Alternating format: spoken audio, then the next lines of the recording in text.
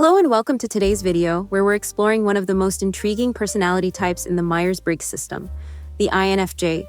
Also known as the counselor or advocate, INFJs are often described as empathetic, intuitive, and deeply idealistic.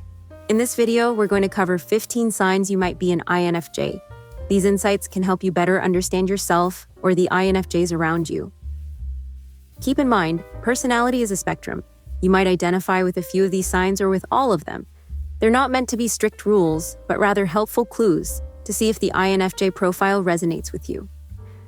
Let's get started. Sign number 1, highly intuitive. INFJs rely on a strong gut feeling to guide their decisions. You might notice that you pick up on subtle emotional cues in conversations, or sense when something is off in a situation before anyone says a word.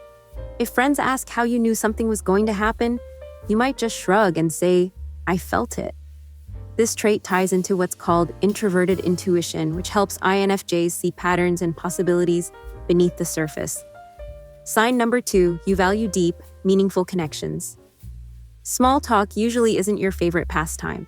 Instead, you crave authentic discussions about life's deeper questions, emotions, and personal experiences. You might skip the usual party chatter and go straight to discussions about someone's dreams or worldviews. INFJ's extroverted feeling function drives them to seek emotional depth, which is why shallow conversations can feel unfulfilling. Sign number 3, highly empathetic. So, INFJs often pick up on the emotions of others, sometimes almost as if those feelings were their own. You might tear up when listening to a sad story or quickly sense that a friend is upset even if they're pretending to be fine. Because of this heightened empathy, people often turn to you for comfort or advice. However, it's important for INFJs to set boundaries so they don't become overwhelmed by other people's feelings. Sign number 4, strong sense of idealism. INFJs don't just see the world as it is, they envision how it could be. You tend to hold on to big dreams, believing strongly in the potential for positive change. Maybe you donate your time to causes close to your heart, or you keep a long list of humanitarian projects you want to pursue. Friends might call you too idealistic, but that never stops you from trying to make the world a better place. Sign number 5, prefer quality over quantity in friendships. Most INFJs have a smaller circle of very close friends rather than a large group of casual acquaintances. You prioritize depth of connection over the number of connections. You might have 1 or 2 best friends you've known for years and trust completely. Building that level of intimacy can take time, but once you feel comfortable, those friendships often last a lifetime. Sign number 6, you're often the confidant.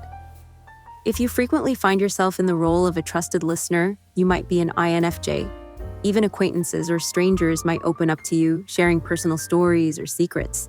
There's something about an INFJ's demeanor, warm, non-judgmental, and genuinely interested, that puts people at ease. Just remember to protect your own emotional energy when offering support. Sign number 7, you need regular, alone time. Despite caring deeply about people, INFJs are introverts at heart. Social events and deep conversations can be fulfilling, but they can also be draining. You need solitude to recharge, whether it's reading, journaling, or simply taking a quiet walk. This alone time helps you tap back into your introverted intuition, allowing you to reflect and regain balance. Sign number 8, you strive for personal growth. INFJs are often self-improvement enthusiasts. You're the type to reflect on who you are and how you can become a better person, not just for yourself, but for the greater good. You might keep detailed journals, watch a lot of self-help content, or engage in introspective practices to align with your personal values. This continuous drive for self-betterment is fueled by your blend of intuition and empathy. Sign number 9, sensitivity to conflict. Conflict is unsettling for many INFJs. It can even feel physically uncomfortable. You might try to resolve tension quickly or avoid it altogether if you can. Heated arguments or negative environments can leave you feeling anxious and emotionally drained. Because of your empathy and idealism, you want harmony, and disagreements can feel like a threat to that ideal. Sign number 10, you seek purpose in your work. Whether it's your day job or a passion project, you crave a sense of meaning in your work. An INFJ isn't usually satisfied with just collecting a paycheck.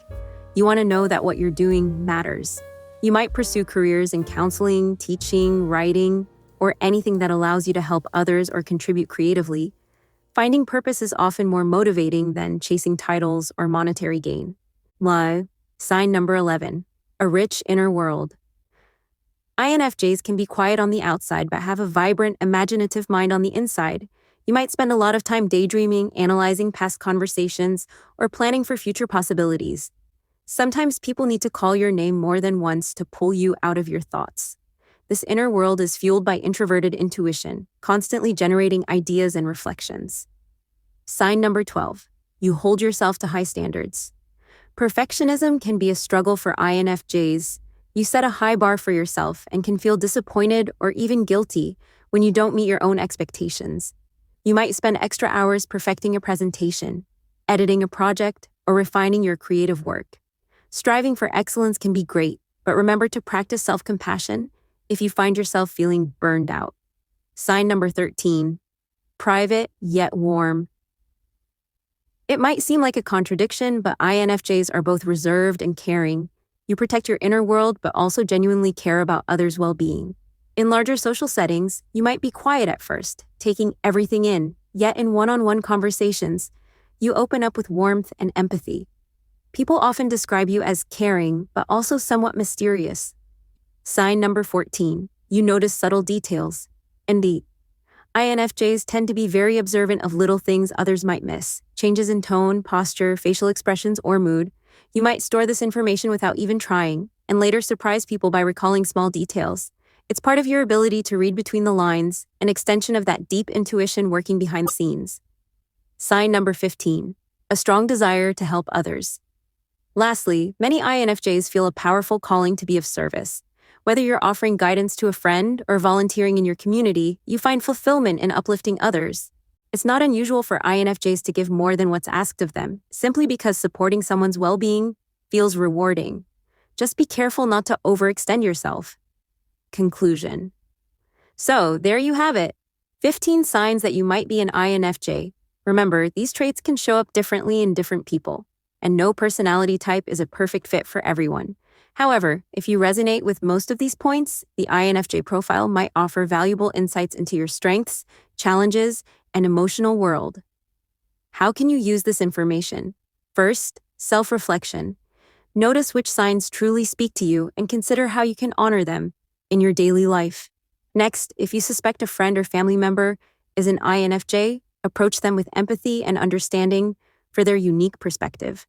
And finally, use these strengths, like empathy and intuition, to build more meaningful connections and make a positive impact, but keep an eye on potential pitfalls like perfectionism and emotional burnout.